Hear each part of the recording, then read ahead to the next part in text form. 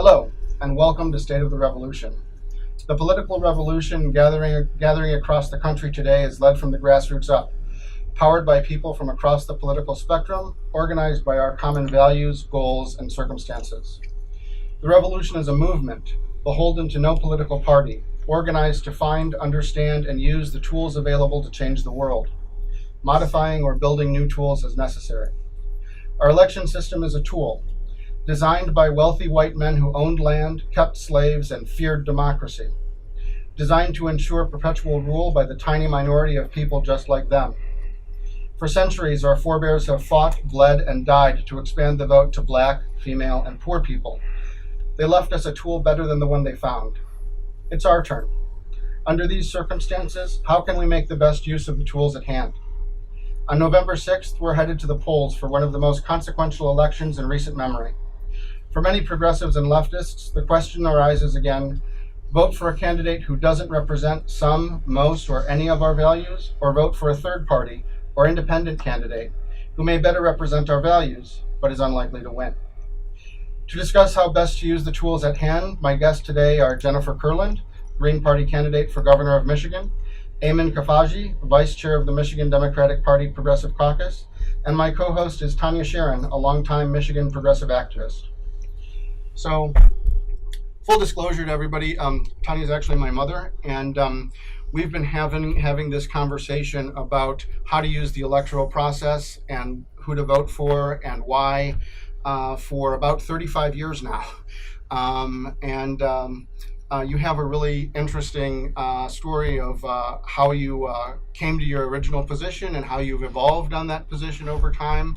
And I think as sort of like a historical background that this is a conversation going on in leftist politics for a long time. So maybe you could tell us about, where that came from for you. So for me, it started when I was in third grade, and there was an election. Adlai Stevenson was running on the Democratic Party ticket, and Eisenhower was running for Republican.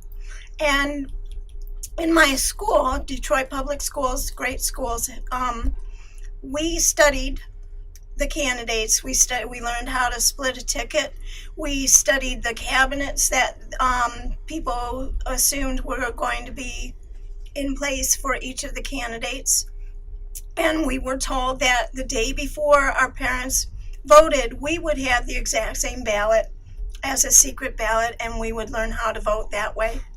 So we voted the day before, and we come in the day of the election all excited, want to hear who won in our classroom. And my teacher stood up at the front of the classroom and held up a ballot, and she said, "I know you're excited and want to know who won, but before we go into this, we have to discuss this ballot. Someone," and we all know who that is, and she looked at me, said, "voted a split ticket, but voted for the Socialist Labor Party president and vice president, and the rest Democrats. And we didn't study third parties, so this ballot will not count." And she ripped up my ballot. And that was my first introduction to voting and third parties. And I admit I have not voted for a third party since, because I felt that there wasn't a point. It wasn't going to go anywhere. I voted when I was 21 only because I wanted to see what the process was like, and that was the voting age. I don't even remember who I voted for, what it was about. And I did not vote again until Bill Clinton was running, because I really did not feel that voting was going to change anything. In fact, what was the button that you stole from me? Yeah, when I was 12, I stole a button. I think I was 12 at the time. I stole a button that said, "No matter who you vote for, the government still gets in." Right. And the government wasn't doing very well for any of us. I was active. I've been active, been arrested many times for a lot of different, social causes and environmental causes and anti-war, but didn't vote until Clinton. And then I was convinced that there were going to be nominations for Supreme Court justice, and it was important to vote for a Democrat so we wouldn't get some horrible person for the rest of his or her life on the Supreme Court. And I was so disappointed in Bill Clinton because, okay, he nominated some okay people to the court, but he did terrible things for the rest of the country. Do I need to mention the things that he did? I think people know. But Okay. I particularly agree with Well, that. it was upsetting because one, he cut welfare, which now the results of that now is that we have more children living in poverty than any other industrialized country. At the same time that he cut the welfare, he increased by even more than that the amount of money going to prisons. So, and we have the school to prison pipeline, which is terrible. Deregulated the banks, which led to people losing their homes and their pensions and all of that stuff. So, I mean, I could go on and on. And then I voted for Obama because he looked like he really was going to make change. And he didn't.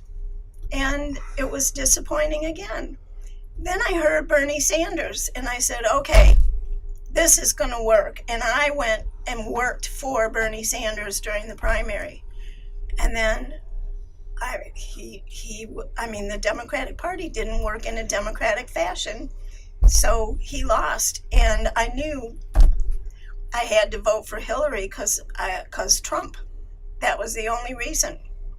But when Trump won, I decided, you know what? Working outside the party hasn't worked. I have to get into the party and change that. Plus, I see a whole lot more people going into the party to change how it works and, maybe make it better for real people like me. So that's where I am today. Okay. I think that's that's a story that I've heard from a lot of people of your generation, who, by the way, I honor for all of the things that's you're Bernie's generation that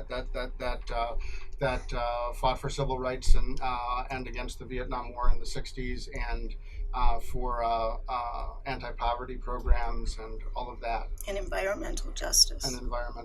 Exactly. So I guess the question is to Jennifer then, given that story of decades of trying to work outside the party to and outside the electoral system, not just outside the Democratic Party, but outside the electoral system, either with third parties or independents or through activism, and the experiences of Tanya and Bernie's generation. Where do you think we are now, and what's your argument for, actually this can work? Sure. So I've never been a Democrat. I was always an independent. I had issues with the Democrat Party when I actually became active in politics. Really, when I was a kid, I was always on the peripheral of politics. Both of my parents were union. My dad was a sheet metal worker for Detroit Diesel. My mom was a public school teacher. Both of them were on strike in the 80s. And, when I was a kid, I was about 7 years old, and George Bush the first was our president, and I would walk around saying George Bush may be a Democrat. And I can pretty confidently say that Bill Clinton made me a green. My very first presidential vote was in 2000, and I voted for Ralph Nader. I thought Al Gore was a terrible candidate, and I really had a big distaste for Bill Clinton, not even because of the economic reasons that you say, but because I was a teenage girl at the time, with all of these scandals and how it was handled and all those kinds of things. I really got just a bad taste in my mouth for what was happening in Washington. And it was really kind of the first time where I was really paying attention to politics instead of just listening to my parents. I did vote for Barack Obama. I was going to vote Green in 2008. And I canvassed for Clean Water Action for 3 years. And that's also why I was never wanting to be party affiliated, because as someone who was an environmental activist, and seeing us endorse Democrats. I think we endorsed maybe 2 Republicans in like local elections. And the people that we endorsed would go to Lansing, and I would see them talking a lot of talk about what they wanted to do, and then a lot of excuses as to why we just got these little like breadcrumbs kind of falling at us. So I had a friend of mine who I canvassed with call me up. We had a long conversation. He's like, you have to get behind Barack Obama. He's a grassroots organizer just like we were. He's fantastic. He's amazing. And so I donated to his campaign, and I did some work for his campaign. And I was ridiculously disappointed. And I kind of followed that. Well, like, oh, well, you know, lesser of 2 evils. And I voted for him again. And then in 2016, there were 3 reasons why I joined the Green Party. So, of course, what happened to Bernie Sanders in the 2016 primary is one of the reasons. But the other 2 reasons are kind of more personal to me and more personal to us here in Michigan. The first was my quote-unquote progressive state senator attempted a hostile annexation, takeover, and dissolution of my school district. We got FOIA documents that showed that there were secret presentations being made to the governor's office. Local Democrats were kind of working behind the scenes against our school district. This Michigan Department of Education actually gave a grant to study the annexation of our school district without us ever being told until it was in the press. It was a really nasty piece of local politics. Huh? Like the school board? So I serve on my local school board, and I was president of the board at the time. So I was leading my school district towards systemic change. We had just hired a new superintendent, and the other school in my school district attempted to take us over in coordination with our state senator. I had to get a amendment pulled out of the school aid budget. There was a lot of just kind of backdoor shady politics that were going on, led by Democrats. And the other thing was in 2016, I was on the ground in Flint. So I had started my radio show podcast, The Offensive Feminist with Jenny Kay, in November of 2015. And I had been on the state board of the Michigan JCs, where we were having our conference in Flint in October 2015. So beginning of 2016, I was realizing after following the news for so long that there was misinformation being spread in the media, because I would read one news article that would contradict another news article. And so I started just getting into the information, decided I was going to do a short 10 to 15 minute video via my podcast, which turned into an hour-long documentary on everything that I found. And I spent 6 months researching everything that I could possibly find on the Flint water crisis. And the Democratic Party is just as culpable in the Flint water crisis. And I personally went to the entire state legislature in 2017 in February, and I gave every single current sitting state senator and state representative a 5-pound packet of information, the 4 key documents, which shows that the state knew the difference between raw and treated water, and that Flint's water treatment plant could not properly treat water. And I also gave them a 28-page just annotated timeline. So I gave them the timeline so that there was something they would actually read, and the documents to back it up. 5-pound packet of information personally hand-delivered to every single current sitting legislator, and not a single one of them have yet to do anything. So it's a partisan politics issue. And one of the questions, right, about third parties is that we're not viable, right? Is that we don't win electorally. And to be honest, I am the first candidate for the Green Party of Michigan who is actively running a grassroots campaign for this office. And so, sure, we haven't, gotten to that point yet, but I would say as a party, one of my critiques of the party is we haven't tried. Critiques of the Green Party? Yes. Okay.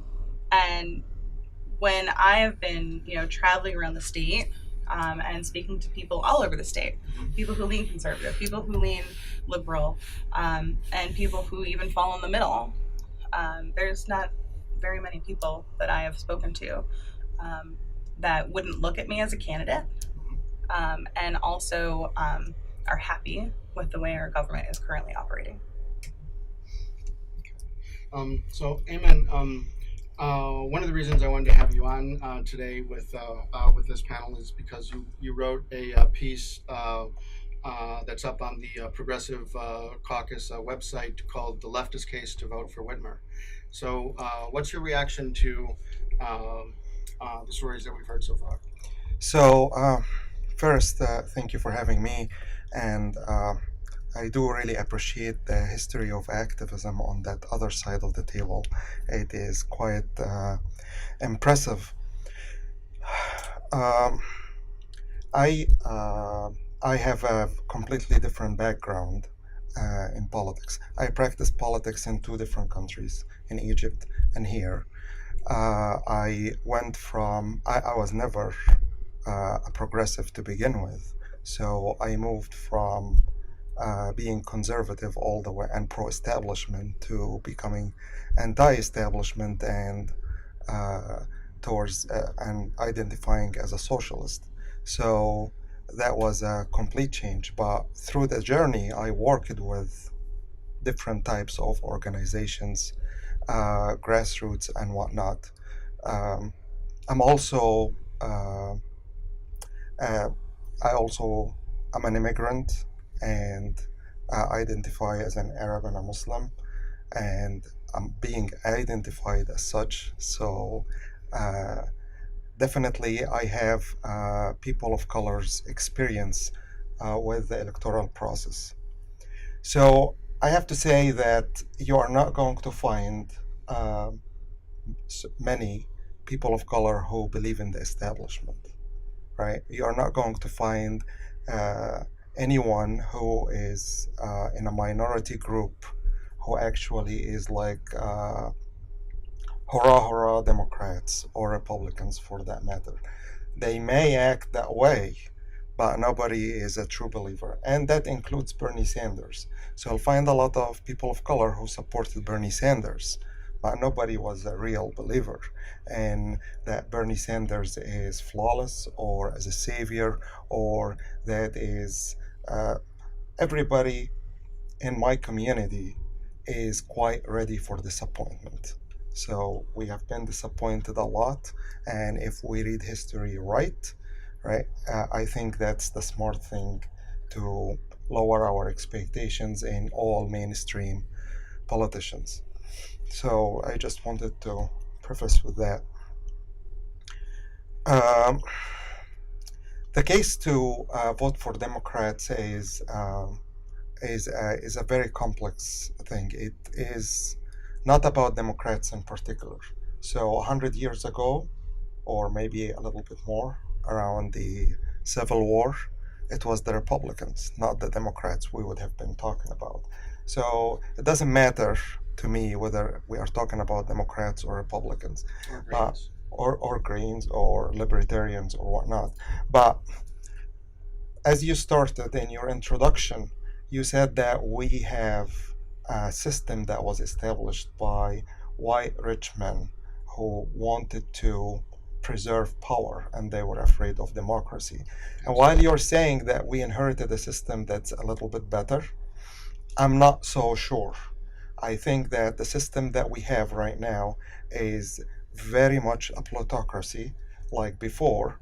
I think it is just more disingenuous than the systems that were created initially. People were in your face.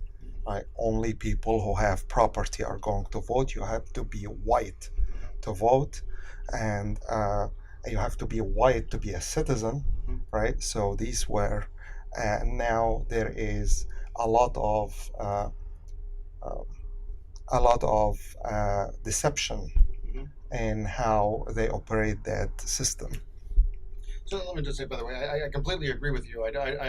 But I do think that there have been some improvements, at least in the sense that more people are able to vote, even if they still try to suppress that vote. Yes. So in that sense, it's a very small thing. But behind the scenes, I think you're right. The way that it actually works behind the scenes, the Constitution is really designed to prevent as many people from voting as possible, and then to make their votes count as little as possible, and then to ensure that the plutocracy has control over who gets on the ballot. So there's a lot of barriers there, but it's still, I would still argue that at least we have the potential for everybody who's a citizen of age to be able to vote, even though we still have to fight that. For example, in Georgia right now, where they're holding up 53,000 voter registrations, 70% of which are African American. So, but yeah, Yeah, I'm sorry. so this is the trick. So that's from my experience, even in Egypt, is that they give you officially or formally rights as long as they have a feeling, a very strong sense that the public is not going to invoke those rights, right? If so, they would say you have freedom of speech, right? As long as they think that you are not going to be able to use your freedom of speech. But once you are actually capable of doing that, then we start having another thing coming, right? Free So, speech zones. for example, right? So, or just very simply, I mean, you can have loud voices that drown or that make other voices mute, right? So we can spend, if there is a discrepancy in money and there are media establishments that can just basically outspeak everybody else, right? Then what is it? What does it matter that I have freedom of speech, right? And that applies, for example, to social media now and the internet, right? In that very short period of time when the people were capable of using the internet better than the establishment, right? We had some sort of capacity to express ourselves, but money came into play, and that is very, very quickly changing so that we are not on the same playing field, whether it's from net neutrality or even before that, right? Like with a platform like Facebook and the way that you have all of these sponsored ads and the algorithms to target people and all of that stuff. So speaking of that, I believe that practically speaking, we are in a two-party system. We are not in a multi-party system. No matter what they claim, no matter what laws they have, we are squarely in a two-party system. Now, people want to change that. I don't want to change that in particular. I want to change the entire whole system of plutocracy, right? So I don't want to focus on this piece or that piece or get tangled in a side fight. My fight is about making the plutocracy into democracy and about social justice. But the electoral system we are governed by is a two-party system. So if I want to engage with it, I'm engaged with it according to that fact. Right? If I don't want to engage with it at all and operate outside this, that's fine too, right? But there is, I can protest, right? Fine, there is a lot of room to protest and there is a lot of great ideas to protest. But if I'm engaging with the system for real, and I'm not going into it just to protest or to make a point, then I have to acknowledge that it's a two-party system. And then my path to change or my path to influence the system is basically going to go to be based on that fact within that context. So that's where my article came from, right? So, that applies to Whitmer and applies for many other candidates, applies to presidential elections. I heard you talking about Obama and the change. At the time when Obama in 2008, I was still in my journey moving leftwards, so I was moderate. And I was so astonished with all the progressives who were so excited about Obama, because Obama for me was the typical moderate. I looked at his platform, I read his platform. In some issues of foreign policy, he was to the right of McCain. So McCain said, well, this is insanity when Obama talked about targeting terrorists in countries like Pakistan. He said that before he was elected, in countries like Pakistan without the consent of these countries. He talked about that, and progressives were cheering him on, and I did not understand that part. So I was supporting Obama as a moderate, and in 2012, I still supported Obama as a progressive from this point of view, but I was not oblivious to the fact that Obama was never a progressive. He was, in my opinion, center right. So at best, so that is, and I didn't know why people thought otherwise. It still puzzles me. And when I talk about Clinton, I think Clinton's biggest problem is not that he eliminated the welfare, is that he came from a party that is not supposed to do that and did that. I mean, if it were not Bill Clinton, if it was a Republican, he was going to eliminate the welfare, or he's going to decrease welfare. I'm sorry, that's inaccurate. He didn't eliminate welfare, but he did cut it. Republicans would have cut it too. They would have cut it more. But the problem with Bill Clinton is that he made it okay for Democrats to do so. Not only that, there is a big generation of Democrats that are in the leadership of the Democratic Party who think this is the way to go. This is how we play politics. And that is the huge, big problem with him. That is a big deviation from Johnson and then Carter, what he did. The country shifted with Reagan. I mean, Republicans were trying to make sure they don't upset people and to preserve or to tell them that we are going to completely do away with the social safety net. Bill Clinton acknowledged that Reagan won the debate, the public debate, and acknowledged that we are now living in Reaganism and decided that the Democratic Party is going to get on that train. That's his biggest sense. So what is the? I didn't quite hear the case for voting for Whitmer though. The leftist case. So if we are going to if we are operating within two-party system, we're engaging in that system, then I have only two choices. I have Republicans or Democrats for the time being, whether to engage with Republicans or to engage with Democrats.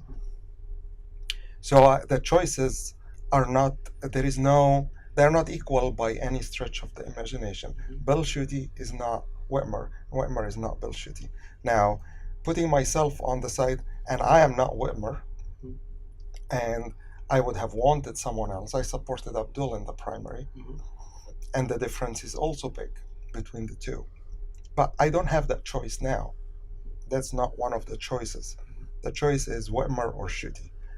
On November 7th, we'll wake up in the morning and we'll either have this one as a winner or this one as a winner. I'm sorry. So let me ask: do you agree with that analysis? I mean, do you think that, do you believe that you have the opportunity to win this election? You know, it's slightly hard to quantify, right? Simply because, I mean, I'm running against a ridiculous amount of money and a lot of media blackout. But when we think about how you can win the governorship, you have to win Flint and you have to win Detroit. And I've been on the ground in both of those places for the past 2 years, and I have a lot of name recognition in both of those cities. We have been building up the Wayne County Green Party and the Detroit Green Party for a long time. But specifically, we've really been working. We had 5 Green candidates run in Detroit's local election in 2017. We have a really strong candidate running for the 13th Congressional District, who has a lot of name recognition in the city of Detroit. Who is that? Deanna Wilcoxon. Okay. We have another candidate who has good name recognition running for the first state Senate seat in Detroit and Downriver, David Bullock. Okay. And we have a strong county commission candidate running in Flint. And we have a lot of supporters in Flint. And Flint and Detroit specifically are 2 cities that are really good examples of the failure of the Democratic Party and people that are looking for another option. And so goes Flint and Detroit, so goes much of the rest of the state as well. We have Green candidates running in the UP. We have a county commission candidate running for re-election in Traverse City, which is a very Republican area. And we have Green candidates in Kent County, in Jackson, in Washtenaw, in the city of Sturgis. We have some amazing grassroots candidates that are running write-in campaigns to unseat their city commission that they can win with just 100 votes. Who are actually most likely, based on some of the groundwork and things that they've been doing and the unhappiness that their local city has, have the chance to uproot. In my town of Redford, people went to the ballot box and voted against my state senator, who was an incumbent, and they voted for someone who didn't campaign, because they went to the ballot box and they said, absolutely not. I do not want this person. I'm voting for this person. And in the general election, they have other options, because there is no electoral politics in state politics. State politics doesn't have the electoral college. State politics is simply people running for office and people voting. And whoever wins is whoever wins. And so I think, while it's certainly, a long shot, and I've been talking about climbing Mount Everest with my handmade grappling hook, the ground game and the things that we've been doing certainly give us some potential, if not to win this year, to win in the very, very near future, because there are a lot of cities across our entire state that are extremely unhappy with what has been given to them by the Democrat and Republican parties. And as much as you can try to change an organization from the inside, you cannot change a top-down corporation from the bottom up. It's just impossible. And when you look at the history of the Democrat Party and how people have attempted to change it from the inside multiple times over the past 100 years, and the fact that it has continued to move to the right every time that has happened, it is impossible to change. And so the only way to change our country is exactly what the Republican Party did with Abraham Lincoln. It's not like all of a sudden one day they popped up and nationally they had a presidential candidate. They built their party in state politics, and they had people running in state politics around the country. And once they were able to bring up people in state politics, then they were able to run a viable candidate, and they knocked out, I think it was the Whig Party at the time. And so that is what the Green Party is currently doing. I mean, we grew by 400% last year. In Ohio alone, from last year to this year, they had another 75% increase in people grabbing their primary ballots. And of course, there's many people that don't show up to a primary. They only show up to a general election. And so when you talk about changing our political system, the only way to change politics is to change your politicians. And the only way to change your politicians, and I don't want to talk about Abdul because he's no longer in the race, but I would certainly argue that Abdul is not a progressive. What do you think? Are you convinced? Do you have a... I'm scared. Okay. But I'm scared to have enough votes taken away. I hate to say it this way, but taken away from Whitmer so that Schuette gets elected, because he's going to do terrible things to a lot of people. It's going to affect people's lives. On the other hand, I felt that way each time I voted for a Democrat and got bad things happening to people. So I'm torn about it. I'm really, really torn. Well, so here is the thing. If we think that real change is going to happen this November, then there is a problem. We are only engaging with a process, and the change is going to have to happen over a long period of time. So I am not, again, I'm not going to be any more disappointed if Whitmer doesn't do things the way I want her to. I'm not expecting her to do. I'm not expecting Whitmer to govern as a progressive. I think she is way more progressive than a lot of Democrats, but that doesn't satisfy me by any means.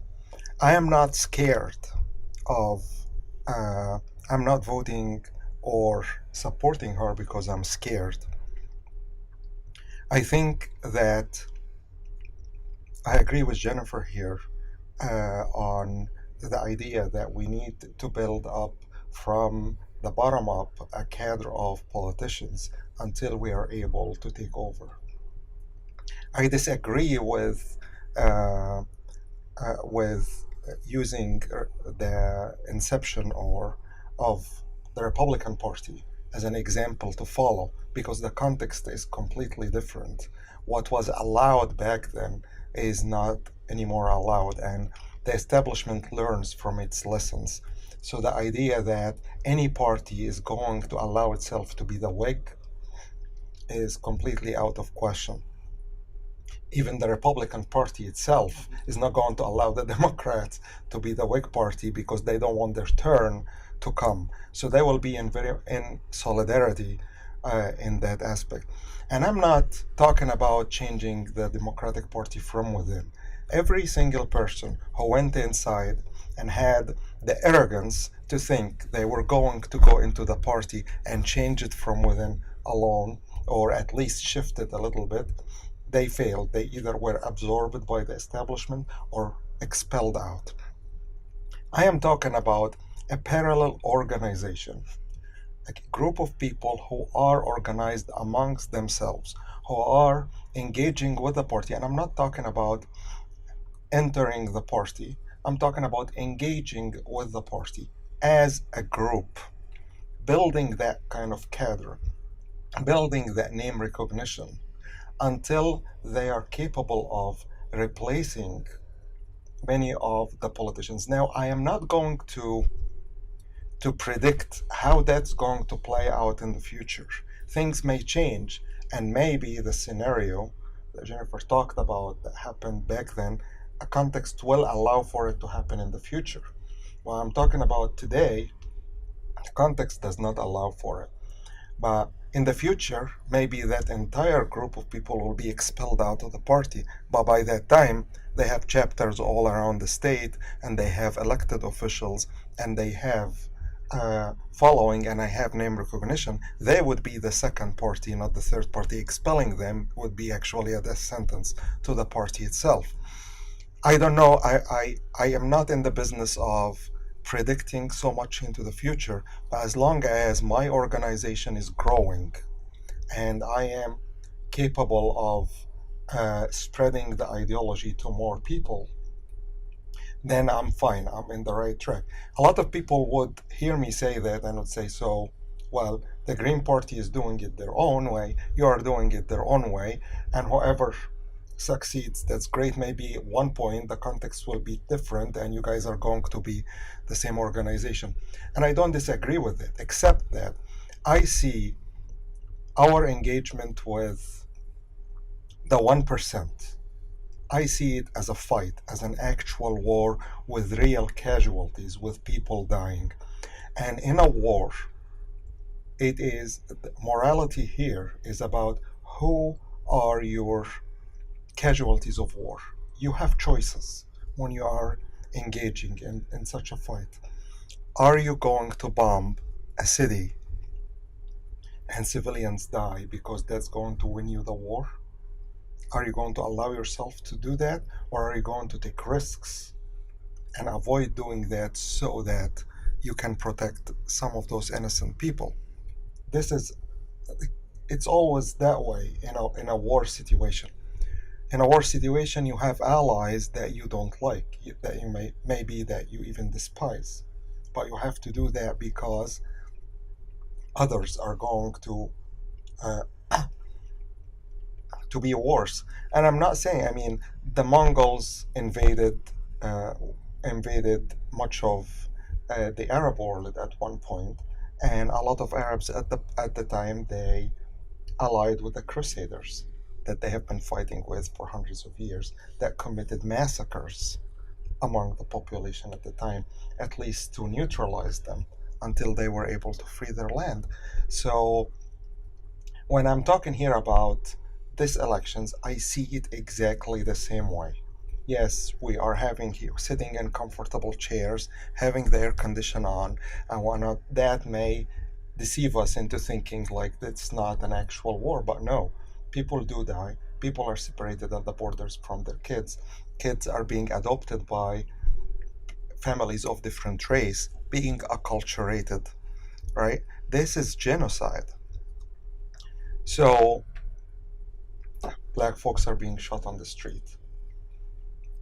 My son telling me that I'm happy that we are protesting against ICE because I don't want to be taken away from you. So these are actual threats.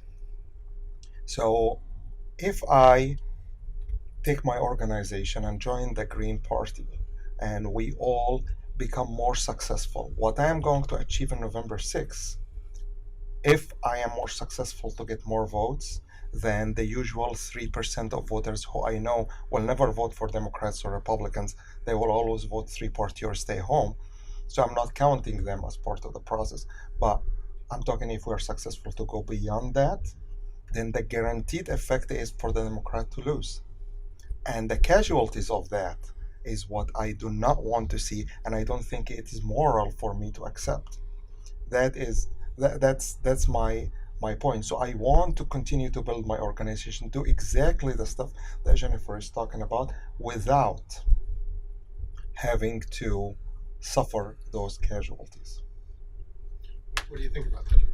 So I would agree with you that we are at war with the 1%. But I would disagree with you that the Democrats are the lesser. When you look at Detroit Public Schools was destroyed by a Democrat. It was Jennifer Granholm. She's the one that put them back under emergency management after they came out of emergency management under Engler. They had a $2 billion bond that she said they weren't spending fast enough. And boom, money's all gone. The school district's destroyed.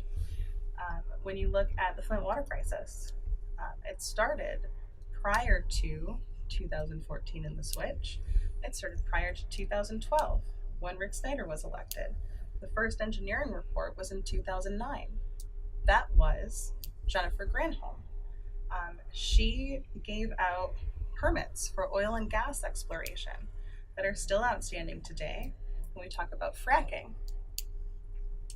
We now have a raw water pipeline, which is necessary for fracking, through a very rural section of our state, where it is very possible many of those permits are at, where we have seen in the past year 8 different natural gas plants have looked for either an expansion or a new build around the entire state, which means that these companies do not care if a Democrat or a Republican get elected. They know that they are going to frack our state. That is people's lives. People's lives, not just from fracking, but from the mercury emissions that currently are in 93% of our lakes and rivers. 43% of the counties in the state of Michigan have children with lead poisoning. And so I agree with you that these are people's lives. But what I disagree with you is that Democrats also are killing people just like Republicans are. The only difference, I think, between the two parties, and this is slightly a joke, but it's not really a joke, is that the difference between the two parties is that Democrats will send women and gay people to war. That is the difference between the two parties, because policy, when you look at actual policy, Barack Obama took us from 2 wars that were illegal under George Bush to 7 that are now continuing. He led the issue of the NSA spying on American citizens. He expanded the war powers of the presidency. He expanded all of these problems with the CIA and other issues when we talk about people's lives. He was the deporter in chief. He deported more people than Trump did in his first year. I'm not saying that Trump isn't also terrible, because he is. But if we continue to think that the Democrats are better, when you look at policy and you compare the policies between these two parties, and not just policies, their actions and how they implement things, they are exactly the same in terms of ruining our country, ruining Flint, ruining Detroit, water shutoffs in the city of Detroit. The most water shutoffs in the whole city was under public health director who ran for governor, who was lobbied to call a public health emergency and did not. You know, I mean, it's these kinds of things that when you look at people within both parties, they're both killing people. And if we don't do something to stop both of those parties, which is not just getting people to vote who currently vote for Democrats and Republicans, and I would say that I'm currently drawing people from both sides. Certainly, I would say there are actually probably more people that are progressive Democrats that are less likely to vote for me, and more people that lean conservative that are more likely to vote for me because of the fear factor, because the Democrat Party certainly campaigns on fear. But non-voters are actually one of my key pieces, is pulling people who are not currently in the process because they choose, just like you did, to not vote because they see two evils and there is no lesser. And so those are the people that I am actually actively working to engage, not just bring into the Green Party, but become voters because they have someone to vote for. And one of the things that people have always asked for when they talk about third-party candidates, they want someone who has experience as an elected official. They want someone who understands things like finance, someone who understands the environmental issues, specifically in Michigan, because we're surrounded by so much water, and someone who understands policy, someone who understands how to implement things and has a background in those kinds of things. And that is exactly what I bring to the table. And the more people I am in front of, the more support I am gaining. And not necessarily from people that are going to be pulled from Whitmer. I would certainly say that I'm pulling people from Schuette. There are people who I wouldn't even say that they may have voted for Whitmer, because people that are voting for me, 9 times out of 10 would never have voted for either of two people, whether or not they were ever engaged in the process or not. And there are more and more people. I think the percentage right now, last I saw, was about 60% of people who are registered voters consider themselves to be independent. It was about 45% nationally, and then it continues to increase almost every day, especially when you see some of these, things going on, especially in national politics, right, with the disaster of the Kavanaugh hearing and those kinds of things. And so I have zero confidence, and I understand, how you say that, like, voting for Whitmer is not, you don't expect anything from her, right? But until we change that mentality of voters, that I expect something from my politicians and I'm going to vote for the politician that is going to do something, you'll never have a change. And that is why we are kind of stuck in this limbo when we have been stuck in this limbo for my entire lifetime. And we don't have just one lost generation of children in public education. We now have 2 lost generations of children in public education, and that transcends party line. And all of these issues transcend party lines because the Democrats are just as terrible in policy as Republicans are. So the fear for me is that either of them get in. That is my fear. So the thing is that the chance that we prevent that is almost non-existent. Let's be honest. Okay, because for example, Jill Stein pulled 1.1% of the vote here in the presidential election. No ground game and no get out the vote. I agree, but you're talking about, for example, I really love what you're talking about in terms of local politics, because that's a place where I think that the Green Party and other third parties can actually be successful at this point in time, and have we are successful in that. Well, marginally, I would argue. I mean, if you look at the total number of elected officials across the country, except when you look at the percentage of Greens who are running for those seats and getting elected.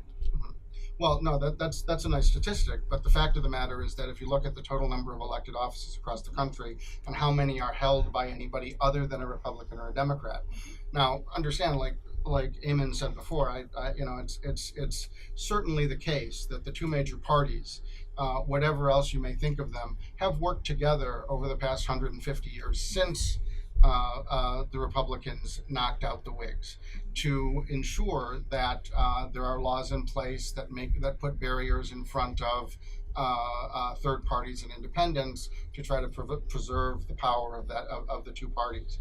Um, so the places where those barriers are lowest is at the local level and at the local or regional level within a state.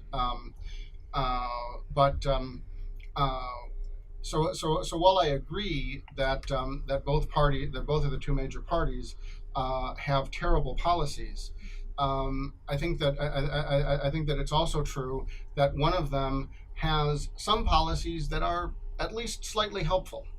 There's at least, I mean, I think, for example, I think Whitmer makes, as much as I disagree with her position on healthcare, because I mean, because I think that it should be I think that it is a human right, and I think that our government should acknowledge that and actually have policies that make that a reality. Um, and At least I haven't heard anything from her recently, but last time I checked, she was still talking about affordable care, which is just code for insurance companies get to make money. Um, uh, uh, she did help to get 680,000 people some health care. That's not a whole lot in terms of the things that we could do, but it's really important to those 680,000 people and their families and their communities. And Schuette, especially with a Republican legislature, which we don't know how that's going to go, but that's another story. Is not interested in that and is likely to follow in the lines of the Trump administration, trying to cut back on stuff like that, and that's going to be direct harm, and not just harm, but for some people actually life and death, to have health care or not. So I can understand running, for example, a statewide campaign that almost certainly will not win in order to build the momentum for a third party that's that's working at the local level and building up support so that in the future there can be more progress in that direction. But that's why I asked you. Do you really think that you can win? And when you talk about Detroit and Flint, to a certain extent what you say is true, but it's also true that Detroit is well under 1 million people. Flint is about 100,000. There are just under 10 million people in the state. We can expect around 5 million to vote. Detroit does not have more than 400,000 votes at this point. Right. Oakland County has more votes than that. Right. And Detroit and Flint are only important for Democrats. Right. Right. I mean, it's not the way that Detroit and Flint go, the entire state go. Right. That was not a correct statement. Right.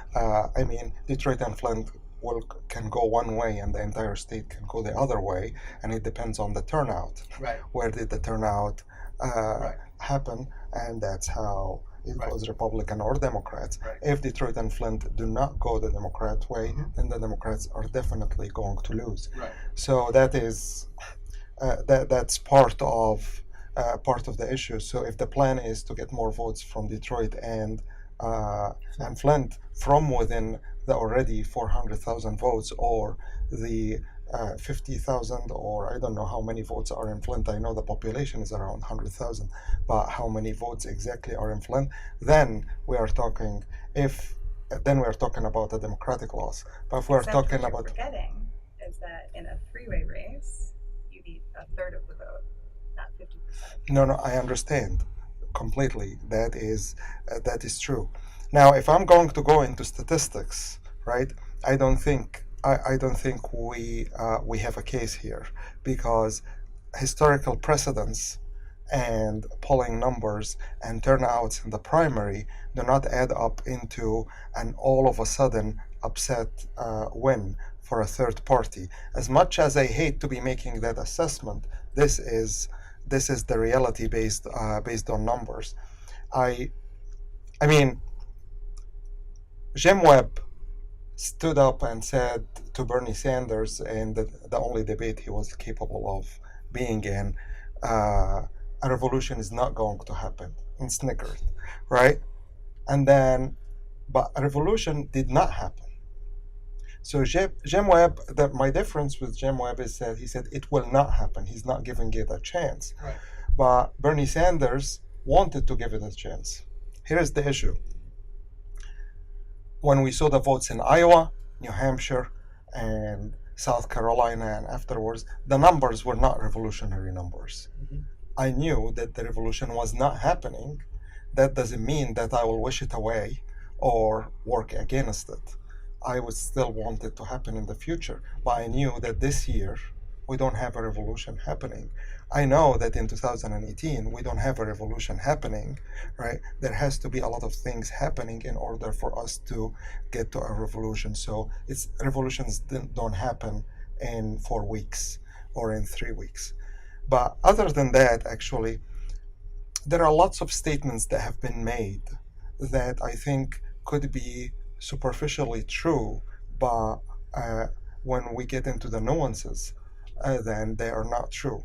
So both parties were going to allow for fracking. Okay, true, right? But not all fracking are the same. Now, I want to do away with all fracking. People will call me a sellout. Oh, you're saying not all fracking is the same. Well, I'm saying if you're talking about people's lives, someone who's allowing fracking with a ton of regulation is very different from someone who's allowing fracking with no regulation. Now, the position that I want, which is no fracking, it's not going to happen. But definitely having a lot of regulation to make it meaningless, to make it very costly, and to eventually make it obsolete is a better position for me for the time being, since I can't get anything else. I was sitting the other day with someone from Clean Water Action talking about closing Line 5. And one of the strategies is to regulate Line 5 into oblivion, right? Now, I would want to close Line 5, shut it down completely, right? But also, if someone wants to do that, that means continuing to run Line 5 for a little bit longer. We're still running the risk of an environmental hazard, but trying to regulate it so much that Enbridge would decide to close it, right, is not an optimal situation for me. If I say both of them are going to let Line 5 continue, well, it's a true statement, but you get to the nuances, no, there is a huge difference between the two. So I mean, I think there's a question of the theory of change that we have, and I actually don't think that we necessarily disagree on the theory of change. I think maybe part of the problem, part of the disagreement, may be about what stage that we're at in progress towards change. And for myself, and I think what Ayman is saying also is that we have a tool, this electoral system, and it's deeply flawed. And what we're trying to do is we're trying to change that. We're trying to change that so that we can get actual representation of the people into government. And we can say we can say we want to do that right now, but that doesn't necessarily mean that the circumstances are such that we can actually make that happen. And to move towards making that happen, I think you have to look at it sort of like a little bit like an onion. You have to change the culture, the way that people think about politics and about how we engage with the government and how we engage with each other to make our circumstances better. And then you have to change. You have to use that to then get people into position to change the government. And right now, it looks to me like partly because of the way that the system is set up to make people afraid, um, to set up this duopoly that brings up this fear every election cycle.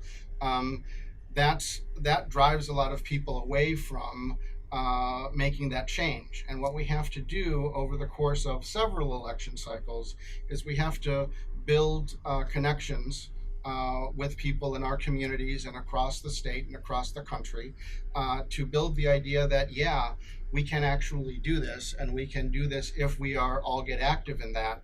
And in the meantime, we push we push every day, either side of election day, for greater interconnection in our communities, greater understanding of the situation, and driving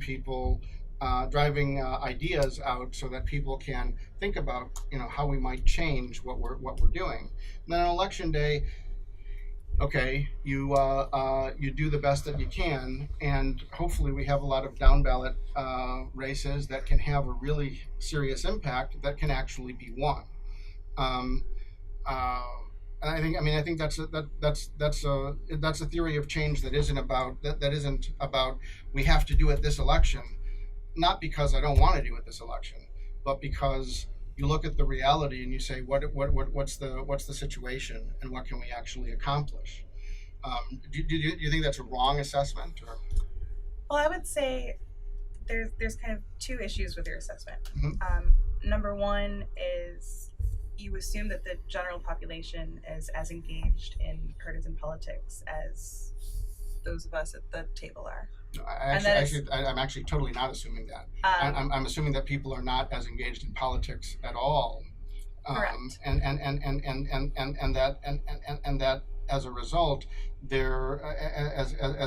it takes a lot of effort over years, not just a few months in a particular election, but several cycles to continuously put our narrative out, and not just, I don't mean any particular narrative. I mean, there's a lot of narratives from progressives across the country, and get people thinking about this to get them motivated to that.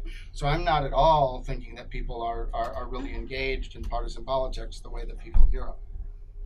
I'm just saying, people that are not engaged in partisan politics don't care about the letter next to somebody's name. They look at issues and the individual person. The other thing is that what I'm hearing in your arguments that are pro the Democrat Party is a lot of passive language. Like, we're trying, we really want this to happen, we think this might happen, those kinds of things. I hear the same thing from you in terms of your race, though. Well, except, I certainly am like a realist and understand that like I am in a steep battle, right? Especially like monetarily and Sure. media wise, right? And I acknowledge that. But when we look at change and we look at progress, and what you wish and you want to happen, what I'm hearing from you guys, is not something that is ever going to happen working inside the Democrat Party. So I don't or think supporting Democrat candidates. The only way, when you talk, because you both have said that you want to change like the local politics and change local politicians, the only way to do so is by electing people and by working for candidates who are not inside that two-party system. So if that is something that you want to do and you want to help, then what you need to do is find those candidates and not have them run in a Democrat primary. Because you look at what happened in Michigan in the primary, the Democrat Party operates by stacking primaries to ensure that the people that they want to win. It's the same process. The primary process is the same as it's not controlled by the Democratic Party. It's the same as the general elections. So what makes anyone thinks that you cannot succeed in the primary, but you can go on and succeed in the general elections. No, what I'm saying is that you bypass the Democrat primary. You just don't engage in the Democrat primary. Like I've been running. But in Michigan, the Democratic primary is not closed to anybody.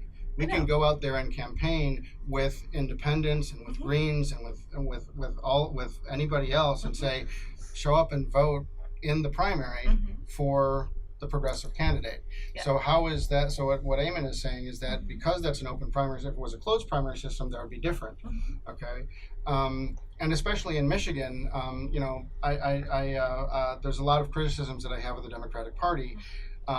One of them is that when you join, you have to wait 30 days to vote. But one of the things that I commend them for is you can vote in the party just by joining, even though you have to wait 30 days.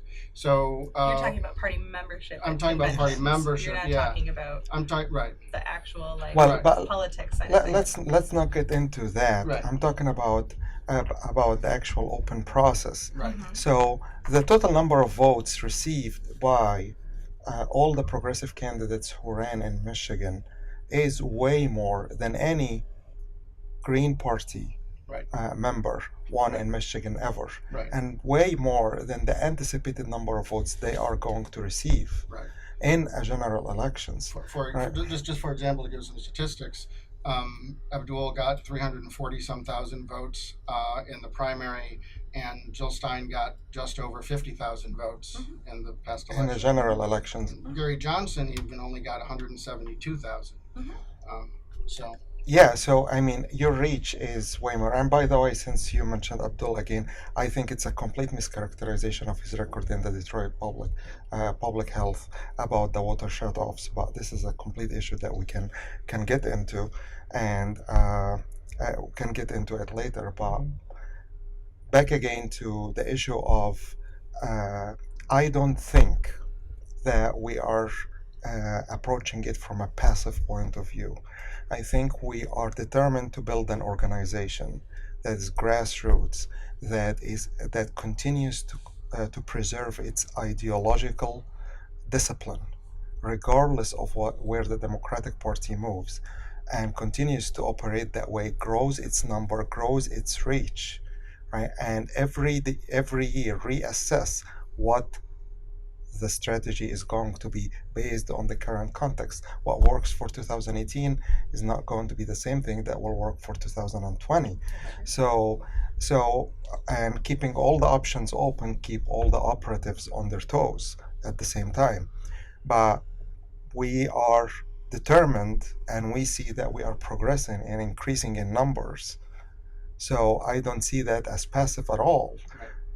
And if it was that way, we wouldn't have found such resistance from the Democratic establishment for our existence.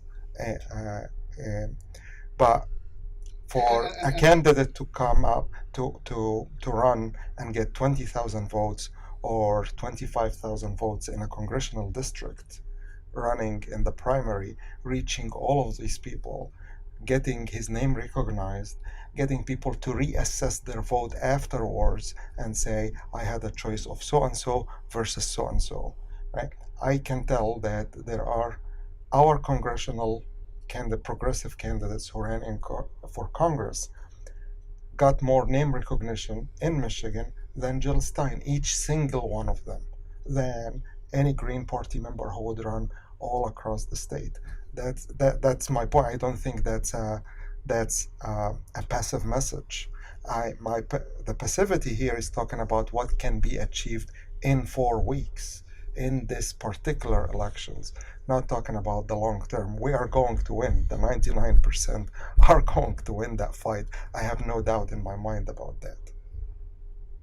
It's a question of how fast and how deep we can organize, and that's something that takes time and effort and energy over several cycles, I would argue. So I agree with him, and I don't think that we're being passive. Progressives that have chosen to dem-enter, for example, and we have had some successes. I don't know if you're, even in the face of a lot of opposition from establishment Democrats, both in terms of changing party rules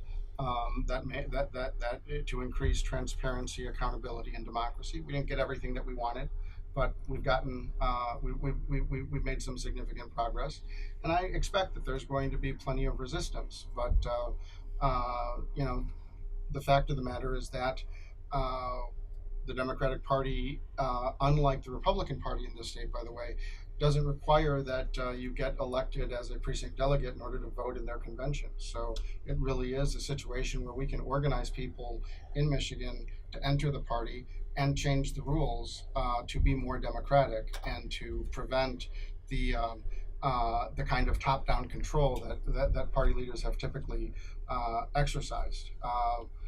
So I mean. You say that that's impossible to do. So can you explain why that would be impossible?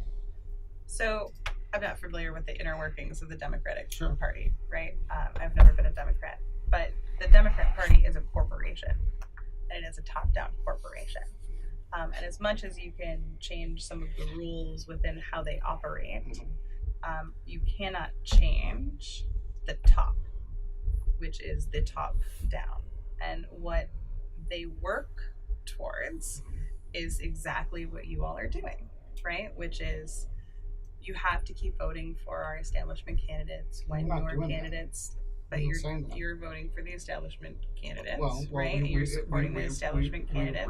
We ran Mhm. in the primaries, Mhm. and we supported those candidates. Mhm. And I think that there are a lot of people on the progressive side who are in the Democratic Party now, who aren't necessarily voting straight ticket all the way.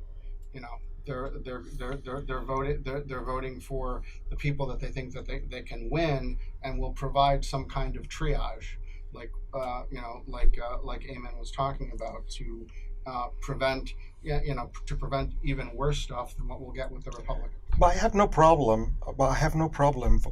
Continuing to vote. They want us to vote for their candidates, and I'm voting for their candidates. I'm not doing it for them. I'm not being tricked Right. for them. Right. I'm doing that temporarily for my own purposes. So it doesn't bother me at all that I'm doing. I would be bothered if every time I'm feeling cornered Right. into doing that. Right. I am assessing the field, the context, and I'm engaging with it based on my own terms, right? The fact of the matter is, you don't choose your enemies. You don't choose many of your allies. You don't choose the players on the field, right? That's the hand you are dealt, and you deal with it on your own way. So this is part of our plan. I don't care if they're happy for the time being that we are giving them our votes. So what? But who is organizing better, and who is widening their circle, or whose ideas are spreading more? That's all that matters to me. And from my experience, actually, in with the Egyptian revolution, people want activists who actually bring about results. They want activists who understand what's possible, right? And they want them to also, they want two conflicting things at the same time. They want to make sure that they have integrity, but they also want to make sure that they are pragmatic enough and they know the lay of the land, they know how to get things done. And when people looked for leadership, they looked for the most conservative organization out there for leadership, which were the Muslim Brotherhood at the time, because they were very organized, because they had representatives in government positions at the time, because they ran for offices before, right? Although they were very much pro-establishment, because they didn't find among the true leftists people who engaged with the system and who were delivering for them some kind of services, no matter how little they are. I don't want to look in the eyes of someone and tell them, I am not doing anything to improve your life. I have all of these plans that I have no path in getting these plans passed, and I am not going to do anything to improve your life. to get one more person covered by healthcare or give them more access, but that's because these are my values and I don't want to compromise them. They are not going to look at us when there is a revolution for real, people rising up in millions and millions of numbers of millions, right? They're not going to be looking at me for leadership at the time. They're going to be looking for the best thing at the time that was able to deliver services and engage with the system. And that's going to be someone way to my right. And I don't want that to happen. I'm sorry, I interrupted you a couple of times, so I apologize for that. And if you want to go back to what you were saying. No, I mean, that's a good point when you talk about people engaging in the system and delivering results, right?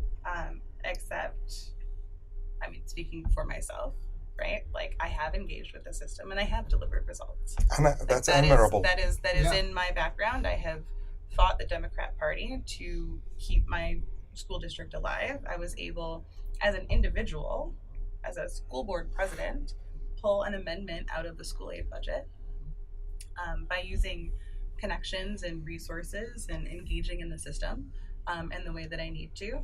How did that happen, by the way? Were there some politicians that helped you with that? I mean, so actually I went to one person and gave them all of the information as to what was happening and how that was going to impact not just my school district, but other school districts around the state, as including some of the issues of systemic sexism and racism that were embedded in this issue, and was able to make it happen. who was that, by the way? Bert Johnson. Bert Johnson. I don't know. He was my. He was a state senator. He is now currently incarcerated. And he was actually one of the people, he was the only current sitting legislator who endorsed Bernie Sanders. And he and I had actually had a very long conversation about the problems with the two-party system. And later on, we started having a conversation about joining the Green Party. And we were recruiting him to run for governor. And we had 2 meetings. And the week of our 3rd meeting, where I'm pretty confident he was going to say yes, he was going to flip parties and join us and run for governor under the Green Party ticket. That Monday, his office was raided by the Michigan State Police and the FBI, and that Friday was when our meeting was going to happen. I'm not saying that that's Right. I mean, potentially coincidental, right? Right. When you talk about, long investigation and things like that. Sure. But there certainly is, an aspect when you look at who in the Democrat Party would ever support any kind of those policies. Mhm. And then you look at people like Andrew Gillum down in Florida, right, who ran on a platform in the primary, and then as soon as he made it past the primary, changed his platform and how he was speaking. Same with Alexandria Ocasio-Cortez in New York, changed some things on her platform and anti-war speech and things like that, and supporting people within the party. And so when you talk about like that kind of inter-party politics, it's still a machine that is owned by corporations and is run as a corporation. So as much as you push within,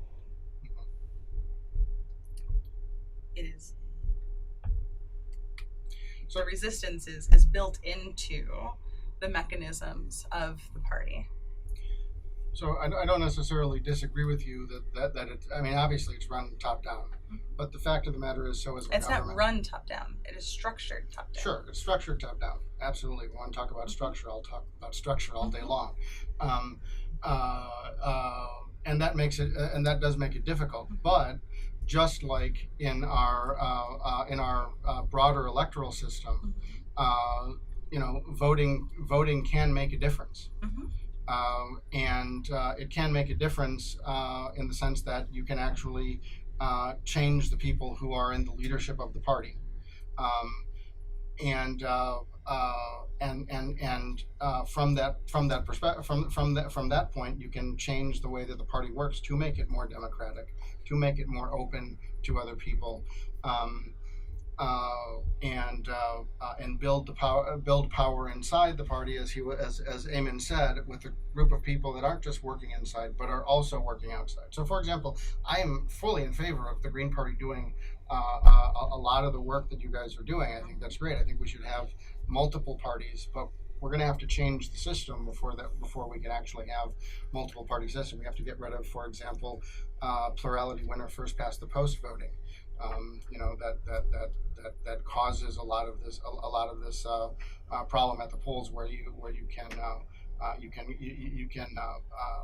eliminate your second choice by voting for your first But choice. again, you're not going to have any of these changes. You're not going to have any of these changes unless there is a huge public pressure. Right. And you're not going to have public pressure unless you organize the people.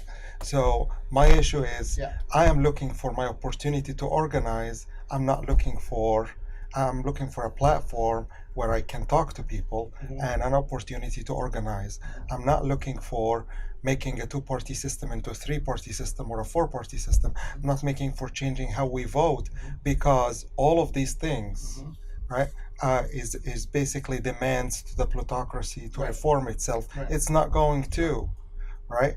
You have to have that tremendous, huge public pressure. Right. That happens only from organizing. Yes. Right? Government itself is structured top down. Yeah. So if you are talking about Alexandria in New York, right, and that she's switched positions, arguably a Green Party member winning and going into Congress would face the same amount of pressure from the top down and would change the position. It's not because she ran into the Democratic Party, Right. primary, that she may be switching position. That's hypothetically, because that also require a longer nuanced discussion. But it's the pressure is coming from the system, which is the Democrats are only part of. Right. So you've been quiet for a while, listening to this back and forth with the long history behind you of this of these discussions. What do you think so far? I keep coming back to the part about it being a corporation and money. And part of the problem that any other party, any third party has, is getting into the media so that people know that they're there and what they stand for. And in the system that we have now, you have to have money to do that. And power, because, I mean, Trump didn't spend a whole lot of money. He just called people up.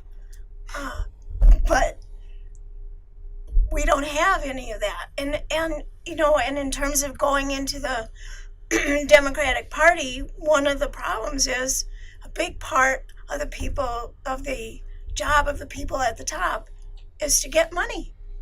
And none of us want to do that. It's, we want to get money out of politics. Right. So we can't push out the top people because we need them to get the money for the whole thing to run. I'm just totally confused. I feel terribly frustrated. I don't think that any of the people that we're going to elect are going to be able to do half of the things that we would like them to do. Or even want to necessarily. Right. And it is disappointing when people that you have supported change their position once they get nominated. And I suspect a whole lot of it has to do with the pressure to get the money. Well, and part of it, so when you talk just on micro politics on the state politics, the parties control the state representatives and state senators' access to their constituents. And so there was an instance where I know a local politician who voted the way the party did not want them to vote on a bill, and was cut off from access to emailing and mailing their constituents for 2 months because of that. Now, the difference between how you were saying that a Green candidate would change their position, I would certainly argue that that is not the case. Every elected Green politician that is out there, I have never seen those kinds of changes. Certainly, like when you talk about negotiations and going through bills, of course, but that is not changing your position. That is going through the negotiation process of legislative. But you start with a position, you don't change your position. Because there are hard values of the Green Party, our 10 key values that are the values that every single person that joins the Green Party agrees that those are your values. And when I look at people like Kenneth Mejia in California, Rodolfo in California, Deanna in Detroit, and some of our other congressional candidates that really have a chance in their races when we talk about changing Congress, is having those people in Congress, they are going to be arguing for the Green position, which is a different position from the Democrat position, and is cultivated by the values of our party, which are different from the Democrat Party, because we do have different values from the Democrat Party. And so when we look at those kinds of things, we look at, there's always a negotiation process, but I have never seen a Green candidate change positions, even in, Kenneth and Rodolfo because California has their top 2 primaries. And so they did have to go through a primary and then go into a general election. And neither of them changed any of their positions after the primary. And so I would certainly argue that would not be the case for Green candidates, and the Green candidates, when they have positions, those are their positions and they do not change them, because we are guided by our principles of the party. And even in media, so I have been getting media, I just haven't been getting mainstream media. I have been finding, because I've been an organizer for a long time, right? So I have been finding all of the ways that I can get small local media and small local attention, as well as going to like large events and speaking with thousands of people personally. So like personally, like touching and having conversations and shaking hands with people at large events. But like the Wesleyan Gazette and my local Redford paper and the local Sturgis paper when I was just in Sturgis yesterday. And so it's those kinds of things that are helping, that you would not see on a statewide level at all, because it's just impossible. Those papers don't get that kind of stuff. But there are ways that we have been working, and not just myself, of course, our other Green candidates. And this year, certainly, especially, we are working more as a team than I think we ever have as a party before. Tom in Traverse City has my literature, and he has Sherry Wells' literature, who's running for State Board of Education, and is handing them out when he's doing his stuff. And our candidates in Kent County are doing the same thing, and our candidates in Sturgis are doing the same thing, and our candidates wherever we are helping all of our other candidates in that same area as well. And that's certainly hard to quantify, and we certainly know, as a political scientist and people who've been in politics for a long time, there's only so much you can grasp from polls because of the inherent issues of polling and things like that. And I'm certainly not saying that, oh yes, I know 100% I'm going to win, right? But I certainly don't think that I don't have a chance. And it's because of the organizing and the grassroots way that not just I'm running my campaign, but the way other Green candidates are also in their campaign. Certainly, I think personally I have the most presence in Flint and in Detroit, simply because I live across the street from Detroit, and I've been active in Detroit for the past 2 years, and I've been active in Flint for the past 2 years fighting with the residents on the Flint water crisis. But that doesn't mean that there isn't also a presence in other spots of the state and things like that too. Plus you have, online and people who look at, just do their own research and come to their own conclusions. I just think it's an interesting year. I'm certainly looking forward to seeing what the results are going to be. I also think that when we look at the Green Party specifically, even just achieving that 5% threshold, if that's the bare minimum that we get, is going to drastically transform our party. And I think that another candidate that has a real good shot at for sure reaching that threshold is someone who people consider to be running for a safe seat for a Democrat, which would be Marcia Squire, who's running on the Green Party ticket for U.S. Senate. There's a lot of people who are Democrats who are very unhappy with Debbie Stabenow, and a lot of independents who are very unhappy with Debbie Stabenow. And Marcia has been running an online campaign for a very long time, and she has somewhat of a ground game. I wouldn't say that she has the kind of ground game that my campaign has, but she has been just running her campaign in a different fashion. And so when we look at people that are looking for alternative candidates, you know, we have a lot of them around the state of Michigan this year. So a couple of things. By the way, I want to point out that the specific thing that you mentioned about cutting off people's access to their constituencies, that's actually one of the things we can actually change by, taking positions of power in the Democratic Party. Sure. I think that's one of the kinds of things that I think is useful to do by organizing inside as well as outside to create that kind of pressure. We've got to wrap up here, but any last thoughts from people? Last thoughts from anybody? No, I can sum up my position saying that engaging with electoral politics, its primary objective is to organize and to provide an opportunity for people to increase their engagement, right? So whatever engagement it is, it has to lead to that without many casualties as possible. And I think that anyone who's running for office, that's very brave, very admirable, especially running as an underdog. That is, I know very well how brave that has got to be. And the last thing is, we have to be very careful that anyone who wins without a mandate, with a low turnout, with the majority of people at home, they don't have the capacity to make huge changes at all. So real big changes only happen if you win with a huge mandate from the people.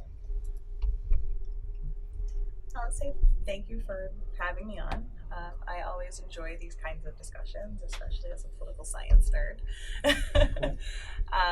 And I understand why people want to organize within the Democrat Party. I would say I've never wanted to be a Democrat. I don't agree with the Democrat values. I agree with the Green Party values, and that is why I'm a Green. And that is why I'm actively, promoting the Green Party, a member of the Green Party, organizing in the Green Party, and continuing to grow and expand the party and change the face of Michigan politics.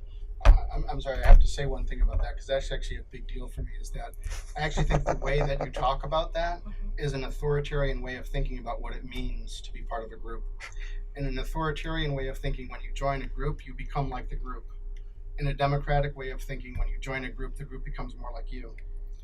Okay, and so I would encourage, by the way, Greens to join the Democratic Party because it doesn't make you a Democrat. It makes the Democratic Party more like us, more like Greens and progressives and other people who are trying to move politics beyond the establishment. And I think that I would object to thinking about it that way, because that's really dividing us, where in fact progressives and leftists could be much more united if we said, joining the Democratic Party doesn't make me a Democrat. It makes me a person who's in the Democratic Party trying to change it to something that will actually be useful to me and to the rest of the people. So, and I would encourage people to join the Green Party as well. There's no reason that you can't be a member of multiple parties. It's a free country, freedom of assembly, freedom of association, right? I don't know if you would agree with that or not, but I'm sorry. I would disagree. I would not encourage people to ever join the Democrat Party. Okay. That is, I don't agree with the Democrat Party. Okay, understandable. Well, thanks everybody for your time. I think it's been a good discussion, and I appreciate everybody's input. Looking forward to see how the rest of the campaign season goes. Thanks very much. Thank you.